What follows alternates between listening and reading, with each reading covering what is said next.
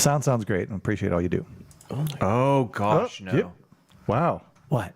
All of a sudden we get an echo. Yeah, I know. Is that because this volume is on or something? No. Okay. 5, 4, 3. Welcome, everyone, and pull up a seat at the table. It's Lunchtime in Rome. Tonight's episode 212, entitled The Impact of a Teacher. What did your teacher or coach teach you about life? It could be life-changing or just something that stuck with you throughout the years. We'll be sharing those life lessons tonight at the table. So pull up a seat and join us. First-time listeners can subscribe on your favorite podcast app or watch us live or later at youtube.com/lunchtime in Rome. Visit us at lunchtimeinrome.com, and while there, you can take our relational needs questionnaire. Make sure to follow us on all social media, and it would be great if you gave us a 5-star review. Jay, what specifically is this podcast about? Being alone is the worst. Good times aren't as good, and bad times are worse when you're all alone. Romans 12:15 says to rejoice with those who rejoice and mourn with those who mourn. That is how you keep people from being alone, and what this podcast is all about. We demonstrate that in the first 15 minutes of the podcast, and we talk about it for the rest. So while it may not be 12:15 in Rome, we're treating it like it is Lunchtime in Rome. Sorry about that, man. What? Well, I was covering the script. I mean, we should have got it memorized by now. You would but think so. Yeah. Yours changes every week. It does, right. The first part. The first part, right. And I was trying to throw something in about the impact of a teacher, something near and dear to Chris's heart, but I couldn't work it in at that point in time. Because, Chris, you're a teacher. I'm a teacher. Yeah. My script changes every week. It does a little bit. Just in my head. And sometimes Just you change. on Most of the accident, times you change. Yeah, we'd prefer it didn't. But yeah, anyway, impact of a teacher. Sorry. So Yeah. you've gone back to school. School started. Yeah. Yeah. It's that time of year again. Do you guys feel like summer slipped away? Do you like, there's some people, well, is it Jan? Who 4th of July, summer's over. How do you guys Jan. How do you guys feel about this time of year? Obviously, Chris, you went back to school. For me, it's until the pool closes, it's summer all day, baby. So like November. Yeah, this year, yeah. Yeah, nice. No, I can't afford that much gas in my heater. For me, it's like, I mean, it's been different over the years. And I think it was interesting because finally this year, I really felt, well, especially compared to last year. Last year was a very stressful summer. Go back and listen to old episodes if you want to know why. But At least it eased up as the school year came along. oh yeah, no problems there. But no, this summer was relatively relaxing for us, even though we kept very busy and did things. But I felt very refreshed and like the lowest anxiety I've ever felt heading back into a school year. Because, I mean, for anybody, I think transitions are tough. And so there's always been a part of me that's like, I wonder if instead of summer vacation, if we had just more of a year-round school-type schedule, would that actually be easier? Because you know how, I mean, obviously, it's like, wow, we get summers off, that's awesome. But the transitions are tough. What's up, bro? I don't know. Like the audio just went crazy. Oh. Let me try something real quick. Wow, this is kind of unprecedented. It is. Hi, Dan. Like it just went nuts. Dan, would you chime in of how the audio sounds for you on the stream? Well, like it just went like it shot up to like, I don't know. Go ahead, Chris. Sorry. That's okay. You just keep going. Yeah, we're good now, but it just, I don't know. The wavelength just like went Could have been the thunder. haywire. See? Oh, wow. man. Yeah. Yeah. We are literally looking at the wavelength on Eric's computer, and it just went wah for a couple seconds. Sorry about that, guys. And girls. So transitions, it's tough. So I'm wondering, like, well, I don't know.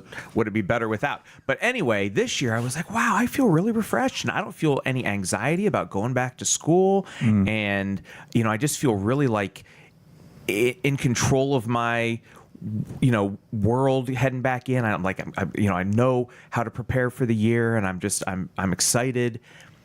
And I'm realizing now that that was so I could handle the weird newness of this year, because we have a lot of new things going on. And so it's a darn good thing, like mentally, I think, for me, that I'm like, well, I know what I'm doing in my classroom, and I know, like, the school, and I know the kids, and I know, like, I'm very comfortable on all the things that have been in place. And so now that we're doing these new things that are kind of throwing a bit of chaos into the start of the school year, I can handle it. You have more margin. Yes. I think other years, if I had tried to do all this new stuff at the beginning of the year, it would have been like, I'm just going to go insane now. Goodbye, everybody. I feel like last year you had a lot of problems with the buses to start off with. Like yeah. you were waiting there late. That's And true. This year, well, last year, did you still have any kind of like COVID restrictions that you had to work around? No, there were no COVID restrictions last year. It was almost just like we were still, though, recovering from that COVID world where, like, bus drivers, for example, it was like they could not get enough people to do it. Right. And But this year seems a lot. this year they fixed that. Yep. And we've got a lot of new things happening, which is cool. You Like, using the same company for busing? same company. Okay. Yeah. Somebody must be getting a kickback. Yeah. I don't know. And I love the bus drivers. They're How'd we do last year? Terribly. Oh, all right. Let's renew the contract. Well, you know what? It might not have even been a 1-year contract. I don't know all those details, but they have stepped up, and that's really good. And I do like the bus drivers. They're very engaging with the kids. It's so good for elementary kids to get on the bus with somebody that knows their name and stuff. Like, it's really cool to see that, as because a lot of times the bus driver's just like, a nameless face, and they're just like, get on. It is one difficult job. You're not getting paid a lot. Yeah. And you have so much responsibility, and you have so many restrictions of what you can and can't do. And no mercy. No. Like, if you make one mistake, you out. Yep. I mean, you leave one kid on the bus for too long. I mean, wreck one time. Right. Roll the bus over a hill one time. Show up intoxicated one time. One time. What's funny, they right before the school year started, this was our first student day was this Monday, so this week is a full week. But last Friday, kindergarten parents came in for a little orientation time, and one of the things our principal told them was, be patient with buses and don't worry, we've never lost a kid. However, every year, I don't know if that's exactly true, but pretty much every year, seems like we lose a kindergartner, but in fact, they're just so tired from this school experience they're not used to, they fall asleep on the bus and don't get off at their stop, and away they go. And we find them the next morning in the garage. It's warm in there. All right. But no, never lost. So and that's just good start to the year. Yeah, good start to the year. Just crazy. Just a lot of new things we're doing. We're doing a healthy, active lifestyle midday, like, block of time now. What's that mean? Yes, exactly. It's HAL. And it means that HAL? Healthy, active lifestyle. An acronym is when you take the first letter. Yeah. Go ahead. Different than onomatopoeia. Bang. And we basically, it means we have to get all kids to a certain place in the building for different activities during this midday block, which, we okay, Eric? He's aware of it. Okay. So we are, obviously the older the kids, the easier it is to give instructions, and they know the school and everything. With kindergarten, first day of school, you're like, okay, not only is this a brand new place for you, and you have now just been introduced to your teacher, and now we're going to take you away from them, and you have to go over here, and you have to make sure that it's a lot. It's a lot of coordination. So I am happy to be a part of it, but also like just riding the wave right now of sort of like chaotic. If you were of a bitter teacher, you'd be like, I'll tolerate it until it gets canceled because it's not going to work. Right. And there is part of me that is like, is this going to work? How is this going to work? But again, today's only the third day of school. It takes time. Chris, you'll appreciate this because you like Star Wars, but we have an echo right now, and all I can think about is TK421. Why aren't you responding? TK421. Why aren't you at your post? Okay, let's move on. Brian, what's going on in your world? So school started, and so I got a kid now in 11th grade and a kid in 6th grade. I really like the drop off at Linton much better than the drop off at the elementary school. Well. Yeah. like that elementary school, like you're sitting there for a good 10, 15 minutes just waiting for you. Yeah. Oh, the rage. If things go well. If things go well. The rage. Yeah. So That's all you got is the That's rage. the best. So both kids have had a good experience to start the year. Ethan scheduled his driver. He himself scheduled his own driver's test because he's getting close to getting his license. And then he'll be able to drive himself. So it'll be one more, like in the morning, it's kind of this revolving, I'm juggling all these balls in the morning. You know, I wake up, I make sure breakfast is ready. I take Ethan, I come back, I do a loop, and now I take Abby. So it'll be kind of nice when Ethan can get himself up and, you know, take himself to school. I'll be interested to see how that works because he's vehemently against an alarm. He's like, they're not healthy for you. They cause they cause brain damage. Oh, no. He's not turning into, what's that, time blind or whatever? Oh, yes. That new thing that I've seen happen. Oh, that's his very neurodivergent. His claim is brain damage. And I'm like, bro, social media? Like, is that 20 hours of being on a video game is there? that not causing some kind of brain damage? Oh, shaman Ethan. It depends on the game. Yeah. So Sitting in a dark basement playing video games for 18 hours or whatever else. no brain damage there. No. Lots of hockey for both Ethan and myself. And Ethan's actually out playing tonight in a really bad storm. But it's just rain at this point. So they figured, you know, kids can play in rain. But one of the things I'm excited about is I've been getting so many requests because I'm a goalie to fill in. Like it's exceptional right now. Like I normally play Friday nights, but I'm getting so many requests. Like I'm going to go play Greensburg tomorrow night. Wow. I joked the other day when you were telling us some of this, or because it started a few weeks ago, right? Mm-hmm. It started to pick up for you, and I was like, "Oh, you're going to be playing both ends of the rink here pretty soon." That's like, kind of just funny. back and forth. Well, somebody texted me on Monday to play out at Murraysville, and I was like, I can't play. But here's the thing. My son's about to get his license, and he's a pretty good goalie in his own right. Oh, so yeah. I'm going to give you his number. Yeah. He's itching to play like in the upper leagues and with the adults and stuff. So I'm kind of like, I can't wait for him to be That'd able be to cool. do that. Yeah, it will. I played against him a couple weeks ago. He actually beat me. I mean, I had 30 more shots or so than he did, but still, like he's gotten really, really good. So I'm excited for him to be able to, you know, make those decisions, be like, yeah, I want to go play, and actually not have to take him to do it. That's big time. Yeah. And tonight you mentioned steak. You made Rachel, or you had leftover steak. Mm-hmm. Yeah. My dad got me some, they were these, the package was like this big. Wow. 2 steaks in it, 2 T-bones. And so About the size of a bread box for those who are listening. Maybe. Because, you know, we're all measuring things by bread boxes. Hey, we got one. I don't know why, but we have one. That's like a black bread box. Yeah. It's big. Yeah. Do you want to? Oh my gosh, I don't. Like rye bread. It's bigger.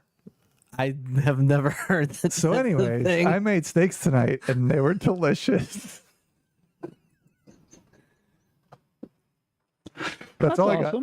Yep. Dude, I will pass the mic. Chris, you weren't here last week, right? None of us 2 weeks ago. Not last week. I We was were not like, here. That is correct. you know how many drops we had to pick from? I don't know. Maybe 2, 3. 3. Oh man, I'm so glad I'm back.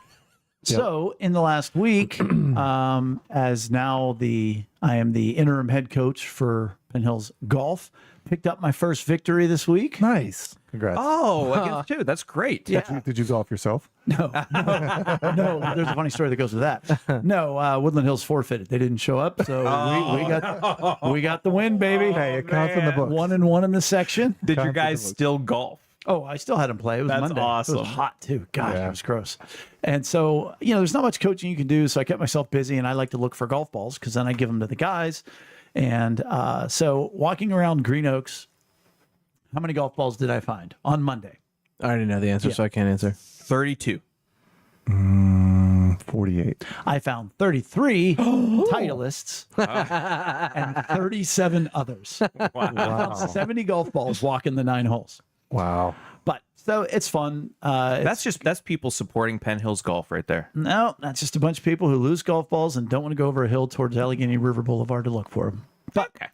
I wouldn't either. Today we were at the range and some guys were golfing, some were hitting balls, and I'm showing the one guy and I've told them that I can play, but I haven't played with them or anything else. And there was only 5 of them there, and so I just grabbed the one kid's driver because it was a nice driver, and I said, "Here, I'm not." And I was just said, "Let me see," and I was like, "Well, you can't look bad now, kid," And I teed it up, ripped the crap out of it. I mean, 50 yards further than he was hitting, as far as you could. I was just perfect, and I was like, "Well, never." When's the last time you hit a golf ball besides today? The week before the season's like about 3 weeks ago. Joe and I went and I hit a few. And Before the season started, though. 3 years. Yeah. But it was so funny. I'm like, I'm not going to hit another one. He now, because he was like, oh. Oh, you can't. Yeah, you can't go again. No. You just one time. And just I let him. said to Nick the Rat, I said, Nick, I said, you need to understand, I know how to coach and I know how to golf. That doesn't mean I know how to coach golf. Yeah. But it's been fun because it's funny is some of the guys who weren't listening to me at all are starting to with just different tips and stuff like that. But the only other thing I wanted to share was today I was driving past the pro shop and like a men's league was about to start. Like the guys who say, I'd rather be on the golf course thinking about God than being in church thinking about the golf course. Mm-hmm. Yeah, I've heard that. So Right. I'm sitting in the cart and I hear this guy say to his buddies, he goes, well, I'd rather be at the golf course in the rain than spending time with my wife. That's not the same thing. He doesn't listen to Lunchtime in Rome. And I was like, gosh, that's so sad. It's like, It is because I sad. thought he was going there like, oh, okay, then being dry, thinking about golf or something. Right. Nope. It's just I'd rather be miserable than be with my wife. That's so sad. So I gave him one of our promo flyers. We don't have promo flyers. For faith. No, for Lunchtime in Rome. Oh, I got you. Rather be For our street golfing squad. in the rain than feeding the homeless kids. Like, yeah. Would you please talk about the concoction that you put out on Tuesday night last night with the cauliflower? Oh, sure. So Everybody needs to hear that. last week I actually saw a recipe on the kitchen where they made a funky potato salad. So instead of just boiling the potatoes, they roasted the potatoes, roasted cauliflower florets. Meanwhile, caramelizing some onion and then letting everything cool down. And then you mix it with mayonnaise, sour cream, little Worcestershire sauce, and salt and pepper. Bing, bang, boom. And everybody loved it. Wow, that is pretty much the French onion dip. Yeah. Yeah. Except you're just adding potato and cauliflower. Yeah. And you add it's a little more mayonnaise-y and not so. There's no cream cheese, so it's not dippy. Anyhow, so this week I had made Rachel some Mexican street corn, and I had leftover dressing. So I just roasted some cauliflower I got from the farmer's market, caramelized a Vidalia onion, which this time I diced it. Like they always tell you, just make slices when you're going to caramelize onions. But then you get the long, stringy onion. They don't dissipate. Right. I always chop it up after, though. Right. Yeah. I chopped it up before. So it And? went a little quicker. Oh, cook quicker. It doesn't Yeah. take an hour. Right. It takes And they longer always than say, you think. like, caramelize onions for 15 minutes. I'm like, No, it well, takes 45. yeah, 45. easy. Yeah. What took maybe 25. But anyhow, so I did the Mexican street corn dressing, which is a bunch of ancho chili powder. They tell you to use different powders, but I use ancho and I'll use a little bit of paprika and garlic and salt and pepper, squeeze a lime. Actually, I used a whole lime. And then mayonnaise and sour cream. And then I didn't do the potatoes. I just did the roasted cauliflower. And that's what I made. It was delicious. And you had a cold last night and said it was good. And everybody else said, warm would have been better. But yeah, it's a fun little funky, it's kind of weird because you're like, oh, it's Mexican street Vidalia cauliflower. But it's one of those things I told you last night. It's one of those things where like you get a craving at like That was 11:30, funny. Yeah. I appreciated that. dude, and Dude, it's you just gone. and you don't Like, even it like you doesn't don't even matter. get out a bowl. You just Nope. grab the container out of the fridge. And Yeah. and the next thing you know, it's gone, and you look at it and like, I hate myself But again, But not if you're not too much because it's all good food. because it's pretty if you're good. counting carbs, But it's good basically food. Right. none. Right. Yeah, that's awesome. It's one of those things where you get to the point and you're like, oh, that's not really a serving. I'll just finish it. Right? Right? Yes. It'll be like a quarter of a cup, and you're like, well, who's gonna eat that? Can't keep that around. Uh, What about you, buddy? um, How? Classic. I'm trying to think. We're Timeline. deep into it. Yeah, and I'll be quick. Had a birthday. It was great. Baby, it's a boy. I can't remember if I talked about that. I think I talked about it. Yeah, I talked about it last time. But birthday money, spent birthday money on a new disc golf basket, which is sitting in our front yard. I saw that. It looks beautiful. It does. Family bonding. And Maggie loves it. It's awesome. Man, what a blessing. I put it together while she was over at my mom's for the day. It came in the mail Monday, and we bring her home, and she's like, "Daddy, there's a disc golf basket in our front yard." And she was so excited, which was According awesome. to the map. According to the map. So that's really fun. And I'm working on I can't talk about it. What do you mean live. no, I'm just kidding. Yeah, right. I can't talk about it right now, but The Russian if all space goes launch. well, I hope to talk about it at some point. But I'm working on a really fun project at work that so far it's going really well and it's being really well received. I just Jeans need you wear on your head. Oh, dude, you nailed it. Actually, no. Bras you wear on your pants.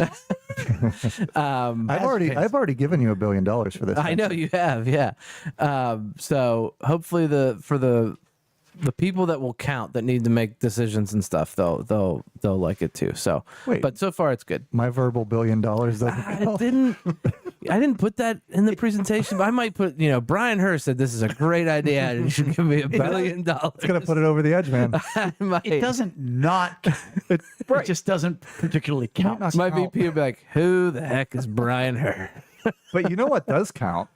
Teachers, coaches, those who are supposed to teach us things academically, but every once in a while, and not always, and actually Sometimes never. sometimes never, which makes it stand out when a teacher or a coach teaches you a little something about life, gives you that little adage that you remember for the rest of your life. And it could be something as simple as Mr. Hemphill, my trig teacher / golf coach, when you would say, "I did the work right, but I got the answer wrong. Can I get partial credit?" And he would not scream and yell, but he would tell a story of a NASA astronaut careening off into the emptiness of space because, well, you did the work right. You just put the coordinates in wrong.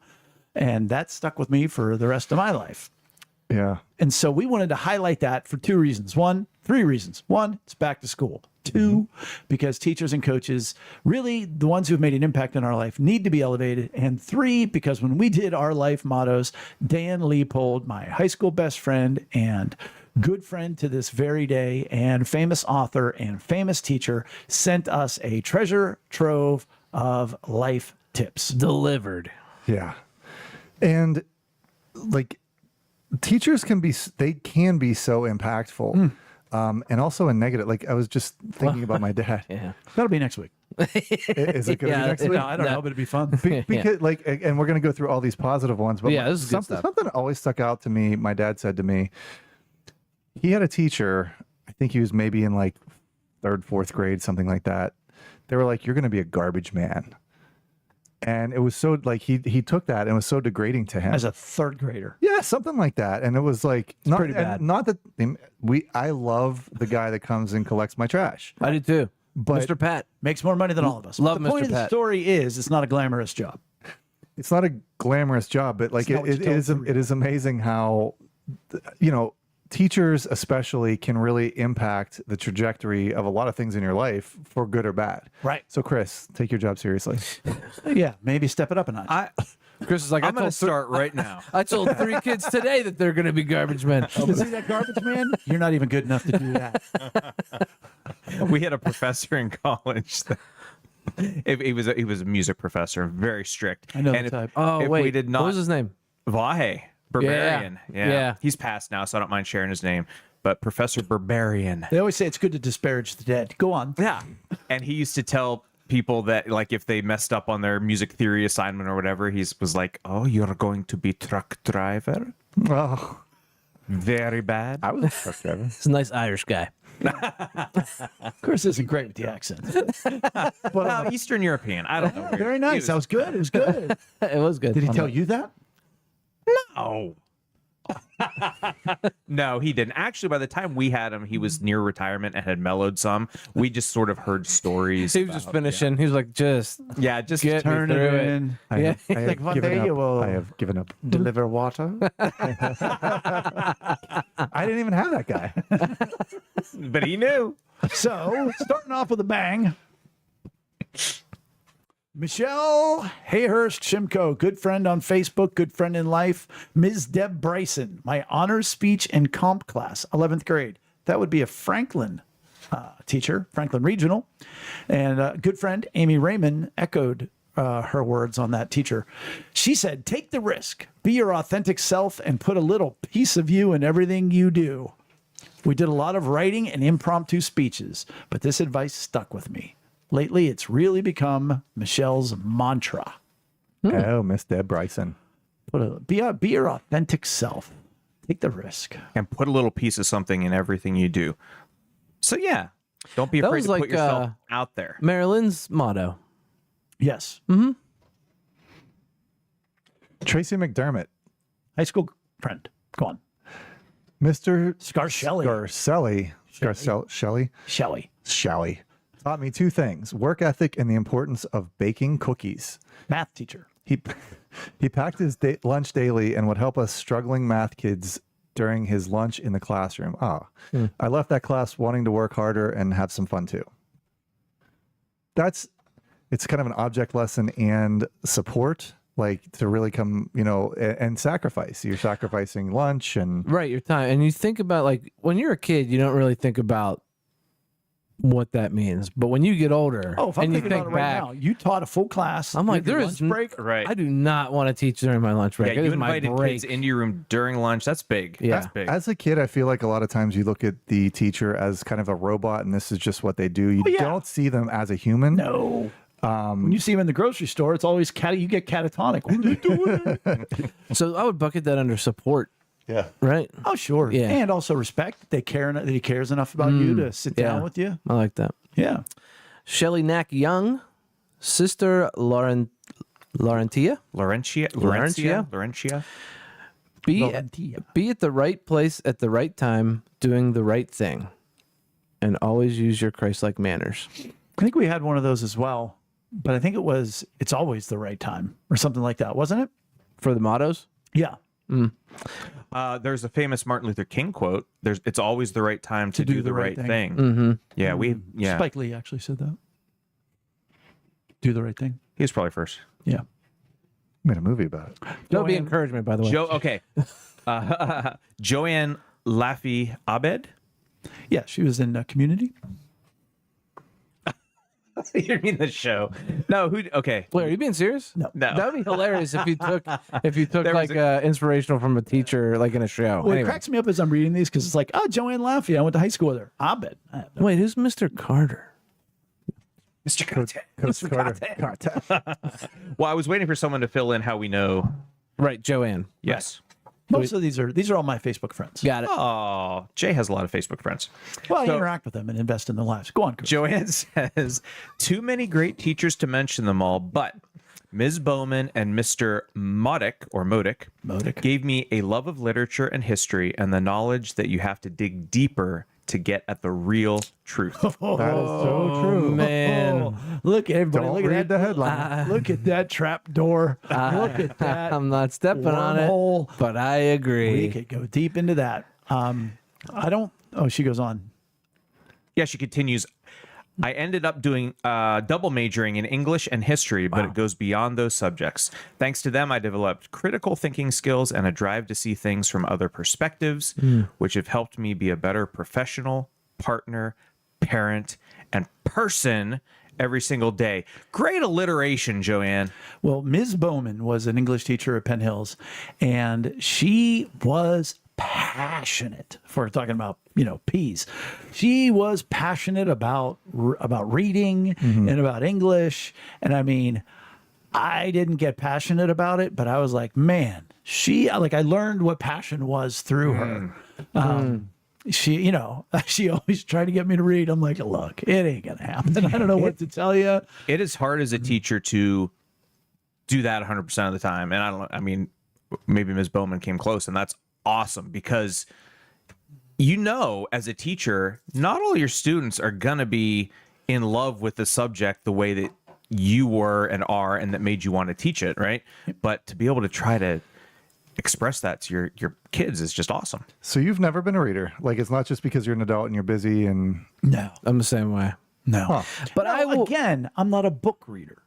Right. I read tons of articles. Right. I'll read and that was going to be my point. Like to this, like I'm a very curious person, so I will read into something that like I want to learn more about and get to the bottom of. And now with like podcasts and stuff too. Yeah, there's a lot of listening, but I will listen from time to time. I'll listen to like a novel on like a recorded, book on tape. Yeah.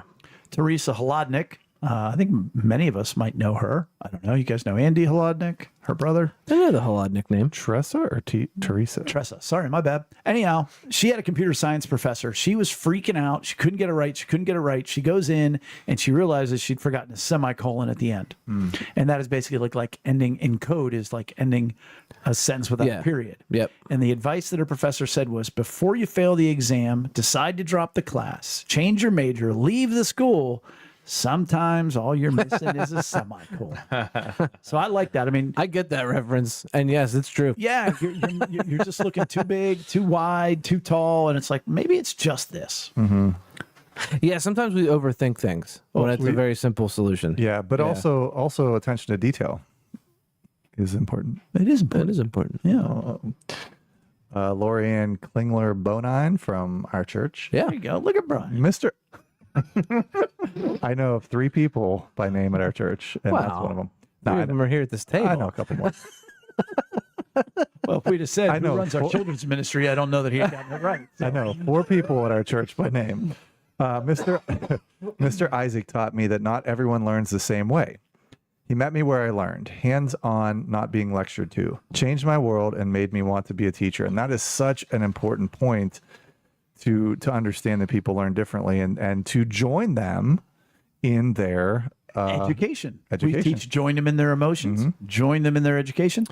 And that actually is joining them in their emotions. I know she teaches children's church, but like, does she have a degree in teaching? Only a good pastor would know that. I know that professionally Generally- right now she's not a teacher. Right, that's what I mean. I know she's not a teacher, But she teaches. but she teaches a church. Right. right. Yeah. But I was curious if like by trade if she had like an education in it. Yeah. Emily, who has sat at the table just a few weeks ago, she said, how about from coaches? I think she mentioned this to me before, but she always remembers me saying, practice makes permanent, which I actually uttered that today. Oh, I like that. I also like practice makes progress. Not necessarily. exhibit. Well, I always hated my golf practice. team. Right. As in, practice makes progress instead of practice makes perfect. Right. I get Yeah. the sentiment. Right. But if you're progressing in your practice, if you're just repeating the same thing over and over again, you're just making a mistake. I think we're Permanent. reading too much into this. It means you're getting better. You should be getting better if you're practicing. So emotional needs standpoint, what is that? Practice makes permanent. Is that That's nothing. encouragement? Sure. Okay. That's to me. That's nothing. Janet Amato, Brian, that's another person that goes to our church. I know her. One of my nuns at 8th grade graduation stated, "Dare to be different." Sounds kind of mundane, but it stuck with me. That's another thing. It is interesting that like some things just stick to you. Like you just remember, like things that are like, and like she said, it's nothing new. Like we've heard that before, but like it just stuck with her, which I think is neat. I have 2 things. It's not mundane. It's clichéic. Sure. But it's almost like, with all due respect, this podcast and any sermon I give. Oh, dare to be different. Great. Yeah. Well, do you? Or do you Right. just go along? I think too many people just go along. Oh, I don't want to. No, go ahead. Be different. I'm Michael Scott. I march to the beat of a different drummer. You know what I'm saying? Ed Knopp. I know Ed. Me too. Yeah. So he was several years older than me, but we were in band together. I believe he has been a DJ yeah, he. at Mohan's when you have been there. If not I don't Mohan's, remember not seeing Mohan's. him at Mohan's. I've seen him Poorhouse. at Yes, Poorhouse. at the Poorhouse. R.I.P. Poorhouse. Yeah. Yeah. Yeah, he's also my wife's ex-boyfriend. Much as you know. Well, yeah, I mean, Probably ex. probably ex. But he mentions good old Mr. Holstein. Yeah. Ben Holstein, possibly the best and most influential teacher I ever had. And his Mr. Holstein's quote is, "It's nice to be important, but it's more important to be nice." That's a solid one. Yeah, It is Holstein was solid. cool. Brian's arguing with it. It's like practice makes progress. You Brian. don't think it's more important to be nice? I would teach that to my elementary kids a million times over. My mother, that was one of her mottos. Be nice and say thank you. I'm not saying it's not nice to be nice. I'm You know how important it is to be nice. I Oh, think wait, we this is should move on. okay, but no, okay. But maybe from a perspective of having a high need of respect, maybe it's Like- more important to you to be important to somebody. Well, like you want to be important to somebody. There you go. You know? and like not in a Not in a bad haughty or way. conceited way. No, but you want to feel respected. You want to feel like you're valuable to other people because, you know, you're good at what you do. You're good at, you know, whatever, that kind of thing. Because like you want to be kind and gentle as much as you can be at all times, but you want to be more significant, I think, to that person, and that doesn't always come with being nice all the time. Anyways, this is way too much. No, I think it was good. I thought that was good. Oh no, that's not a wasted moment. But I would go so far as to say in our day and age, being nice is so rare, It's true. and that stands out. And people like, you know, will think, wow, they're really nice. Like- And so they're viewed as important. Like even like random acts of kindness are one of the best things that can happen right now, and I guess that's being nice. So I don't know. Anyways, Kristen Eccles Glenn, love this. Mr.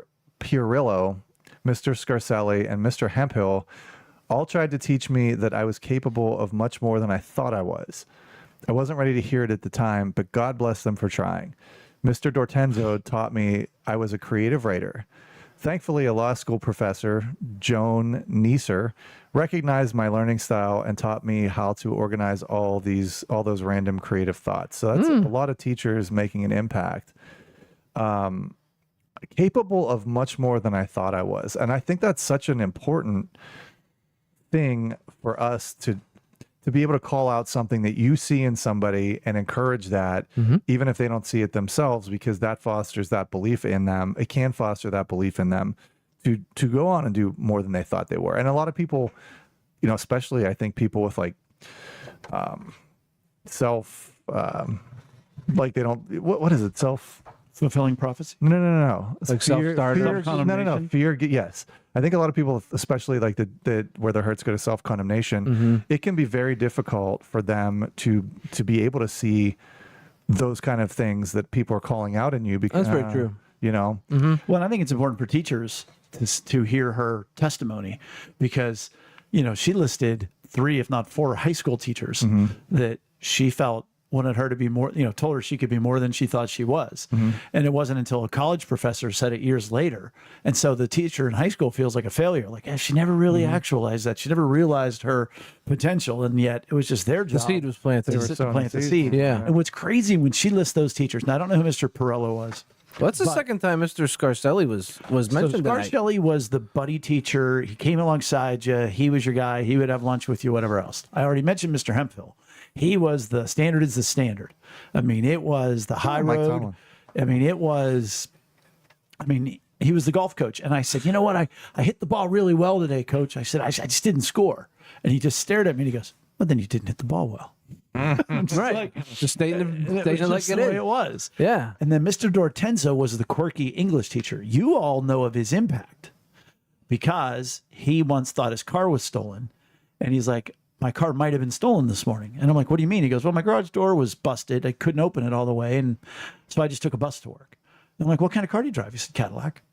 And I said, you don't know at this moment if it was stolen or not. He goes, Jay, I own the car. It doesn't own me.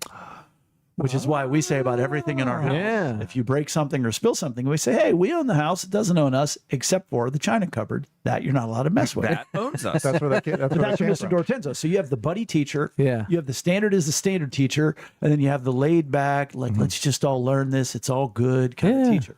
So I would dare to say that there's an argument that notion that you're capable of more than you think you are is one of the most important things a teacher can teach you as well. Because, like, I mean, let's be honest, anybody as a teenager, even if you think highly of yourself, I guess, how accurate are you really think, or how much, not even accuracy, but how you don't have a lot of experience to lean on to even gauge how capable you or anybody else is of anything. Yeah. So as many kids as get down on themselves, like, yeah, just the realization that, okay, you don't realize. And that's okay, but you need to keep going because you can do a lot of things. And it's pretty rare to have the kid who is honestly over-evaluated their ability. Like there's the cocky kid, you know, but because there's some people you're like, I don't know. I think you're capable for probably far less than you think you are. Like, I think that kid is rare because he's the one who says that is masking it. But I mean, I will say that of life in general. You're always capable. You know, the number of people that said to me and to Rachel, oh, I can never go through what you're going through with Trey. You know, it took my 94-year-old aunt to be like, sure you can. Just don't want to. You just do.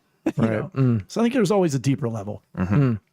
So now we transition to we all get to take a seat and sit inside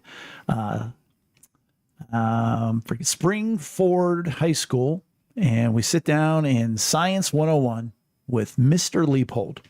We've reached that point in this in our lesson today, and I will say that I can't imagine you won't be blessed and touched and learn from some of the advice that Dan has taught his students over the years. And here's how he summarized everything. He said, these are some of the points I preach to my students, and I try very much to practice what I preach. I call it Monday morning advice, and I start each of the classes I teach with something like what I posted each week. I started this when I wanted to give one of my students some advice, but I didn't want them to know I was just talking to them. So I gave it to the whole class. And no lie, about a decade later, that student, now an adult with a family, said to me, you don't remember this, I'm sure, but you gave advice to the whole class. And that was huge for me and really helped me. That's awesome. Which is great of God to bless Dan at that moment. That he wasn't just doing all this stuff into the void and hoping it comes back. But God blessed him with that. So these are those Monday morning things. So let's go ahead and celebrate and move off. Live your life like it's a movie or a great novel. This one. Go on. Read more or Expand why you love it. Yeah. I love it because we only get one of these lives, and that each second matters. And I think it kind of goes to the you can be more than you think you are that we were just talking about. Right. Where so many people, I think, limit themselves greatly as they walk around, whether it's for fear or the need for security or, and I think there are people wired differently that want adventure. They want that. But we watch great movies because they're filled with compelling moments, and we each have them, but I think we could each have more. And in doing that, I think we can be changed and live a more dynamic life. Yeah, I think it simply puts like, you hear like you can be more than you think you can be. You hear all these words, but I think like Dan put it in a great way. So that like when you're a kid, like, well, okay, why would somebody make a movie about me? All right, what am I going to do if I wanted somebody to make a movie about me? Right, like nobody's going to make a movie about the guy that is watching TV every night and going to bed and like then dies. Right. Like you're not going to read that book. You're going to read other things. But I would take it further to say it also helps with, our fun guest Joseph Jason. He was all about perspective. So you just had a terrible 3-month period. Oh, this is the part of the movie where I'm really being tested, and here comes the great comeback and everything else. But Here's the montage, right? And here comes the '80s montage. I'm walking on sunshine. Why are you holding the mop in your hand? That's crazy. It's more of a danger zone guy, but okay. But also, I will use an illustration of Bella. Right now, we dropped her off this past Saturday at college. And one of the things I've said was she gets to go be Bella Mitlow. She's not Jay and Rachel's daughter. She's not, that's the girl that lost her brother. So now she gets to be the lead character in her show, in her movie, in her novel. That's where it took me, where kind of like what you just said about Bella, is that not necessarily does every moment of your life have to be something huge. That's a terrible movie. Or more than it, but it's just, to me, that phrase, live your life like it's a movie or great novel, it inspires confidence to kind of be the main character and like you don't Be have the main character in your life. yeah in your own right. It sounds crazy, but Yeah, there are people who need that. right. Celebrate the wins in life, no matter how small. Focus on what you did right today. Learn from mistakes, but walk through those and focus on the good things that you made happen each day. And that's gratitude. Like that's what I hear coming out of. Yeah, I was gonna say it's biblical. Like focus on the good things, because I do that. I need to do that. Being someone that struggles with like self-condemnation and all that. Like there's times where I'm just like, kind of need to build myself up and think about the good things or something that I accomplished that was good. It's so easy to let the good things pass by because this world does focus a lot on the negative. But Sure, you're arrogant, cocky, and self-aggrandizing if you focus on the positive, and you're a piece of crap for all the negative. right. I love this because it is a sentence format for a coaching principle that I used in volleyball, but I also now use in golf, which is when you make a mistake, I want you to hate that mistake for 3 seconds. I call it the 3-second principle. Hate it. Scream, yell, be mad, 3 seconds. And then, because you can't deny it, it happened. But then if you make a good play, you celebrate that until the next play. And I said, if you do that, you're unbeatable. You'll be so annoying to play against. Yeah. But it also lifts you up. And so that's true of life as well. One of the things being a goalie is you're going to give up a goal. What do you do about that? Do you dwell on it? You put it behind you and then you make a good save. And your pads smell. Oh, so bad. So bad. Like it's to the point now I have to wash them. Like there's a point where you're like, man, this is a good smell. And it smells terrible, but it's pretty good. Nope. I'm way past that. Pay yourself first and last. When you get up in the morning, do something that makes you happy first. At the end of the day, reminisce on the good parts of the day. You stop improving when you decide to stop getting better. So never stop trying to be a better friend, husband, wife, friend, employee, citizen, etc. So, all right, I'm digesting this. Why pay yourself first and last? I'm trying to put that part together. I would argue because then you're going to be in a good frame of mind and you'll be better served to help other people. So, but does he mean like first thing when you wake up and then at night? Or what is that? Well, he says, pay yourself first and last. When you get up in the morning, do something that makes you happy. Oh, I missed it. Okay, At the end of the day, reminisce about the good parts of the day. There it is. It's in English on this page. Okay. It's in the second sentence. I think there's a lot of credence to you put your own mask on first and then you help other people, like on a plane, if the oxygen mask, like you sometimes you have Like to those work. yeah, I don't know. But the theory would be you make sure that you're getting what you need and then you're able to, help other people and be effective. Yeah, that's that makes cool. sense. Absolutely. If you improve by 0.3% each day, just think about how you will be years from now. This is not just for athletes, but for all of us. I cannot extrapolate 0.3% times every day of my I life. believe his focus is on incremental growth. Not Yeah. big steps, little steps. Practice makes progress. I mean, think about I've heard that somewhere. Just saying. No, but I think when I read that, I think about how people get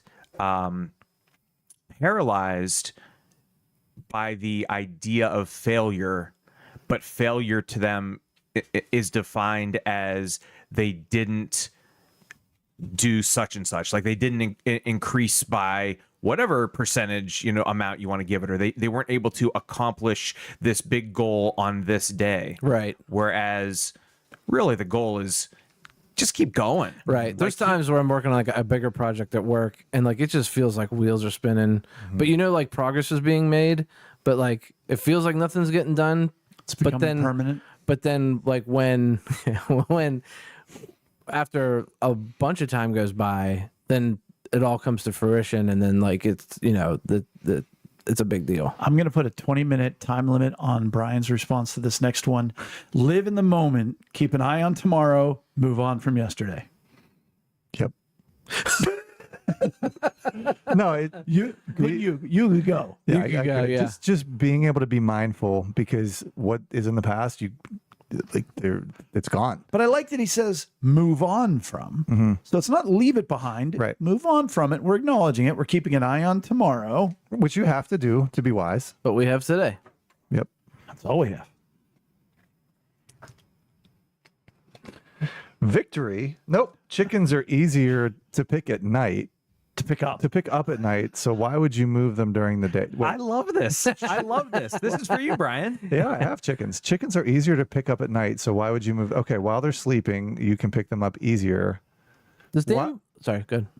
Well, sometimes you do have to move them during the day. And it is harder. I think I love the simplicity of this, but I think there's a deeper. Kathy confirmed from just a simple chicken basis. This is very true. Well, I was gonna say, like, doesn't Dan live in like a pretty rural area? Dan has himself a little farm. Yeah. So there you go.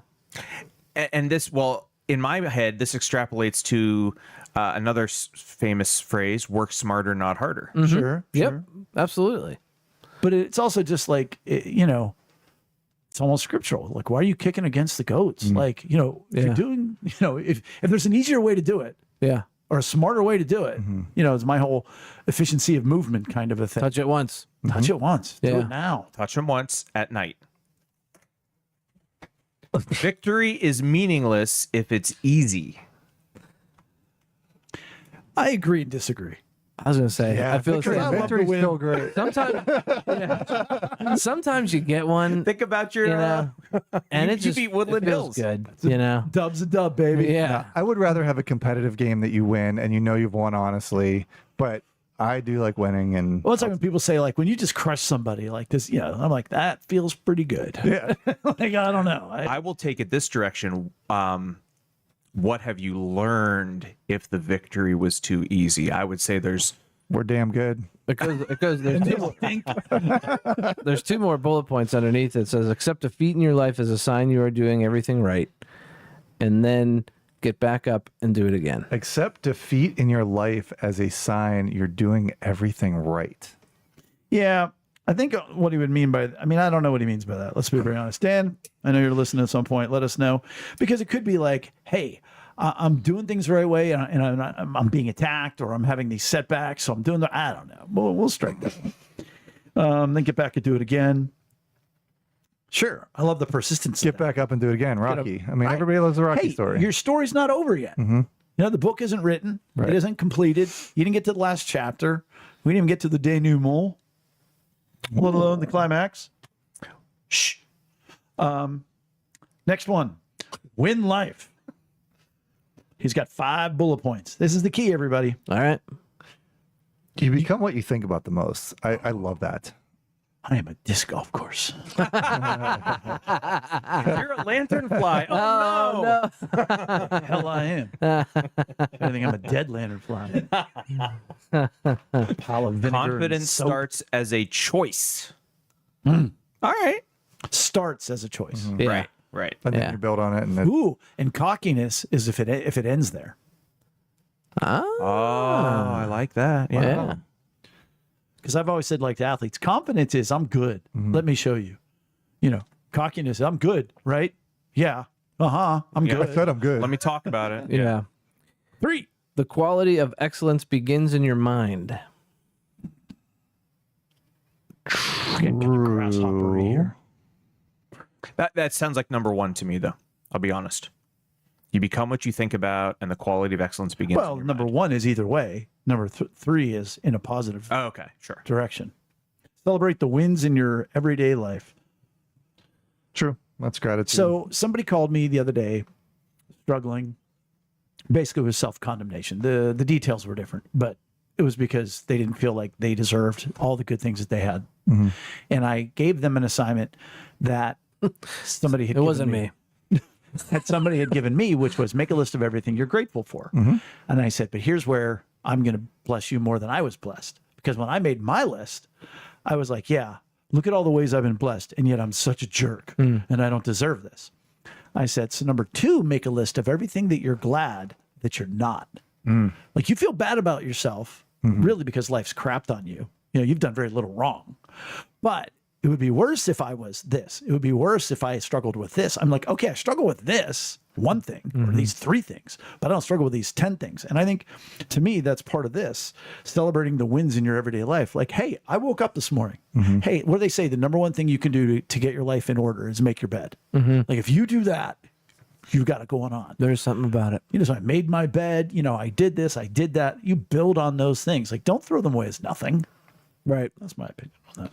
I like it. Number 5, believe, then work hard. I don't like to work. And that's I I don't mind believing. and I like that one because I think yeah, it's important to believe, and I'm agreeing with you. yeah, it's important to believe. I'm getting poked at. Preach it, bro. I believe in something, right? And that's great to believe that something needs done or something needs whatever, but doesn't mean it's going to be easy, and it doesn't mean that just because you thought of the idea, now it's reality. Like, you got to put some effort into it, even if you think it's obviously a good idea. It doesn't mean, you know. And I don't mean to sound like old man Eric. Oh, here it comes. No, I like it because I'm going to go there. Yeah, because like I feel like a lot of Kids younger and even me at times where it's like, you know, oh, this should just happen. I came up with the idea. Why isn't it just happening? Yeah. Well, it's because you're not putting the effort into it. Right. Like you will get back what you put into it, and if you're not putting anything into it, you're not getting anything back. You know, anything back. And sometimes you do put a lot of work and you don't get anything back. But that like, so, you know, move on. But like you're never gonna come to nothing's ever gonna come to fruition if you don't put any work. And if it does, it's meaningless. I was just going to go back to victory is meaningless if it's easy. As now having coached for the past 27 years, it's amazing to me the amount of time kids don't put into their sport outside of the sport. I mean, okay, they might play cup, they play club, whatever else. But I mean, like even now with golf, I said to a kid the other day, how many times did you play this summer? Well, I came to those 2 practices. I said, no, besides that. He goes, not at all. Right. Or even hitting wiffle balls And I wanted in to your say, backyard like, or something. why are you here? Like everybody wants to be good at something, Right. but nobody wants to work to be good at something. I mean, forget wiffle balls. I chipped real golf balls back and forth from one yard to the other over the driveway that had a stone wall, which made me learn don't blade the ball because then it's coming back fast. And so I learned to chip over and back and forth for hours. I would spend. I wanted to be good at chipping. You Gotta put the work in. go up to the field and throw I still do. discs. Yeah. I want to be good. Right. Got to put the work in. Now, next one, Ray the Kitten. Dan is a published author. I think we've talked about it in the past. He wrote a children's book about his kitten that plays with a chipmunk. So, go on. Ray the Kitten reminds us all that even though we might not be little anymore, we should still seek joy and fun. And I will say that about Dan. He is great at that. He loves the little things, loves the hot dog down at Ocean. Oh, man. Oh Cape man, May. we ate hot dogs with Dan. That was awesome. I was reading, and I sent this to you, Jay, but I'll send it to you guys. But it was like, what are unwritten rules for guys? Oh, yeah. And some of them were great. Like someone was like, you always got to click the tongs. Like when you're getting ready to Yes. barbecue. Yep. You always got to check the drill. You got Poop stain in the toilet, you got to pee it off. yeah. Oh my gosh. So It was like you always got to check the drill twice. You know, just like stuff like that. If you're But peeing, then- you got to spit into the stream. What is happening? But some of them got really deep, and one of them was talking about how like he didn't have a good upbringing, but he was like living out his childhood through his kid and like watching his child grow up and like experiencing those little things. And like I've kind of noticed that like with Maggie, like when we came rolling up, like now I am excited about the disc golf basket in the front yard, but she was like really excited, and I was like, yeah, I get, you know. And it is those little things like and living that out is really cool. I know we're all supposed to grow up, but like having that little childlike joy is awesome. I think a great, just to define that, kids are very good at being present. And I think that's something that adults struggle with because we've always got to think about And obviously, to some level of import, we have to think about what's coming up and what do we have to get done. Right. Yeah, let's do But the we need next to one. hold on to that ability to be like that present. Well, and She they want was you so there. They about want that. you to be present with them. Oh, right. all that's, the time. that's nice too. Well, I see what you're saying. Yeah. We have to move on. Okay. That's being funny. We can't have. Oh, we can't be present. We gotta go. We gotta go. We gotta do the next one. That is funny. But no, we really do. Don't be too cool to express your true feelings. Be passionate and support those around you. Be kind and generous. I agree with all of that. I like that one a lot. Me too. I don't really have anything to say about it. Never I miss a just good like it. sunset or a pleasant twilight, which that's just after sunset. When is twilight? Yeah. Right after, like when things are just like There's it's still not a little quite bit of a dark glow. yet. It's Yeah. like That's my favorite time, man. Everything just doesn't think. How do would that, things would get that be quieter? dusk? It doesn't would that be sound. dusk? Yeah, Dusk? it's kind of Yes, like it's right dusk, at and then dusk. dawn before the sun rises. Yeah. But yes, it is. How does it get You're quieter? starting to see stars. It can't. It doesn't seem like it should be really possible. But I Kids swear, are going to everything bed, just sort of settles. you know? And for like 10 minutes, it is the most magical time. I love it. It really is. I like that he says, don't miss it because you're on your phone or doing something you could do later. Go outside. I specifically have certain farm chores I do at twilight, so I don't let one sneak by without Wow. appreciating it. Yeah, like picking up those chickens. Yep. That was a loud laugh. That was. I like heard it in the hallway. Like,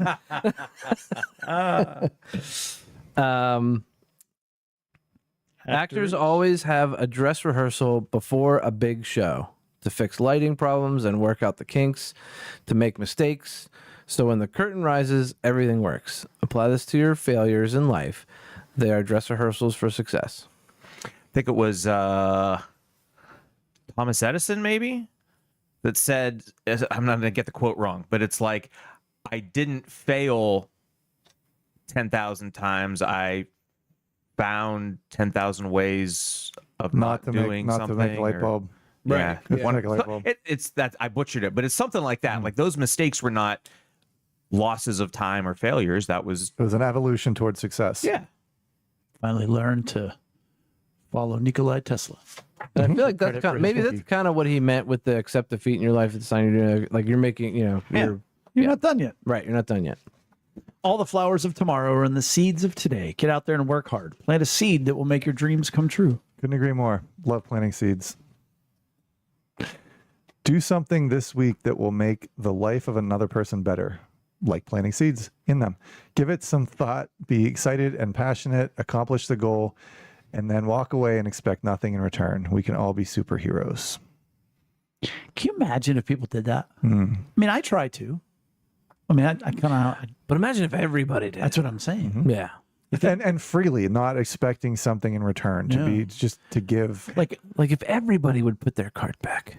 if everybody just killed the lantern flies on their property. They Right. would come onto And the this way golf this course. is written, give it some thought, be excited and passionate, accomplish it, and then walk away and expect nothing in return. And in my head, it's just like he's accomplishing something, doing it, and then the music starts and he just walks away. Cool guys. Like strut Like goes a away. away from explosion. Explosion. No need to thank me. I'm just a superhero. No, I would like that very much. I very much would. Friendly reminder. Why are you going with movie voice? You're like Friendly reminder. Friendly reminder. Most great in a things had world. very small beginnings. Makes That's sense? planting seeds again. Yeah. The biggest mistake you can make in life is being afraid of making one. Just watching as life passes you by. Failure is merely a stepping stone to success. And that's several times he's talked about failing Right. and moving, like failing forward. I mean, one of my greatest accomplishments in life was failing to make the IU golf team. I'm wearing a t-shirt today because I was always afraid of failure. And then I played well. I shot better than I expected to. Came in 4th out of 34. They took one. We talked about this before. And I was like, I failed and I'm okay. Like that was a big deal for me. I'm like, all right. And then I went on to fail quite a bit. Failing to this day. You're the best failer I know. I like to. Now, here's my favorite one, so we saved it for last. He says, make a list in your mind I would say it's okay to keep it on a piece of paper or in a Google Doc of the top 10 greatest moments in your life. And think about them at least once every day. This is not a list that you post or even share with anyone. It's just for you. Be thankful when a new experience or accomplishment pushes out one of your older top 10 moments. He said, I'm not sure how my story will end, but if I'm an old man collapsed on my farm, knowing it's my last moments, I'll be smiling because I plan on thinking about my 10 greatest moments. Keep them fresh in your mind. We all have accomplished extraordinary things, yet often we think that the most about our failures, and that's stupid. I love how it is on this page. It's like everything's bullet pointed, and that's the last one. That is stupid. That is stupid. Let me tell you something. Dan will tell you what is good and what is stupid. So if you're dwelling on your failures, that is stupid. But I love that. Top 10 greatest moments. And then again, when you like, can you imagine just sitting down? For me, it would have to kind of be written down. You know, and you're like, it's pretty big. It's pretty big. Is it getting in the top 10? Or I don't want to drop 10. 10 was good. I like 10. Yeah. You know, I'm scared in this moment because I'm like, do I have 5? Exactly. I'm like, I think everybody has 10, but you just have to kind of respect what your 10 are. yeah. You know, like One of my 10 might be like, You can't share. I threw my best flying drive of in disc golf, Right. Like, and that's because like there is something about that disc flying through the air that you love so much, and why not? Why can't that be one of your top 10? It's a simple thing, but like kids being born, obviously getting married, Leading Right. people to Jesus. but like man, when you nail that throw, like When you hear the chains go, ching. yeah, I think number 10 for me might be showing up on time for podcast tonight. my man, see? That's With it. all respect, showing up. I was say- like, first week of school, I could see him bailing. I mean, I'd make it your number 1, but I mean, it's already top 10. That's good. no, but I think top 10. I might take you up on that. I like it. Yeah, I think I'm going to do that too. I feel bad. Yeah, you can't share them though. You can't. No. No, it's for you. No, because you're like some of the things that aren't on there. Oh, right. Yeah, that's not good. Yeah. Because there's, yeah. Oh yeah. Yeah. Your wife sees it. And none of them? I mean, none of them. Going out with Molly McGuire in 5th grade is better than being married to Marrying me. me You on don't the understand. altar? Molly was awesome. Honey, you would have loved her. We had a lot of fun. And that's how we're going to end episode 212. Please make sure to give us a like or follow on social media and visit us at lunchtimeinrome.com. While there, take our relational needs questionnaire. Thanks as always for joining us at the table for Lunchtime in Rome. See you next week. Goodbye. Bye.